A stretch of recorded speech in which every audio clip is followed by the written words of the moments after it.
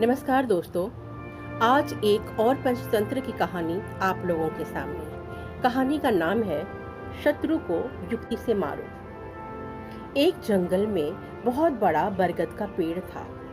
उस पेड़ में एक कौवा तथा कौवी रहते थे। दोनों पति पत्नी थे। उन दोनों में अत्यंत प्रेम था।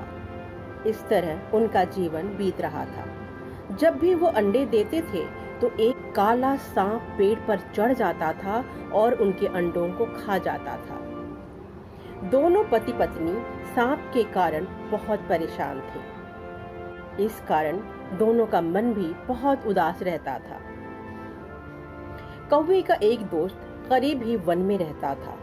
वो दोस्त था गीदड़। उसने अपने उस गीदड़ दोस्त के पास जाकर अपना सारा दुख का किस्सा सुनाकर कहा, दोस्त अब तुम ही कुछ करो। गीदड़ बोला, तुम लोग किसी राजा की राजधानी में जाओ। वहां पर से तुम एक सोने का हार चुरा कर ले आओ और उसे सांप के बिल पर रख दो। जैसे ही सांप अपने बिल से बाहर प्रस्थान करेगा तो ये हार उसके गले में फंस जाएगा।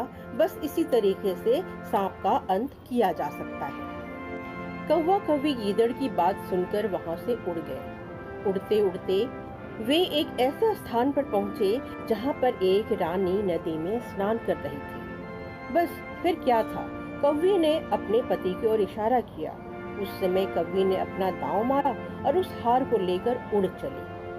रानी ने जैसे ही अपने मोतियों के हार को इस प्रकार जाते देखा तो उसने शोर मचाना शुरू कर दिया। रानी का शोर सुनते ही नौकरों की सारी सेना उस कौवे कौवी के पीछे पीछे भाग खड़ी हुई। कौवी उड़ने में बड़ी तेज थी। उसने पहुंचते ही उस हार को सर्प के बिल पर गिरा दिया।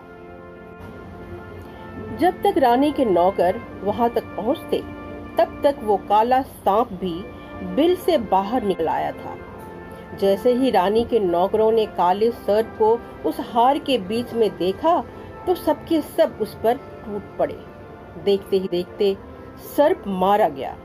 रानी के सेवक रानी का हार लेकर चले गए और इस प्रकार कौवा कौवी अपने पेड़ में सुरक्षित रहने लगे। धन्यवाद।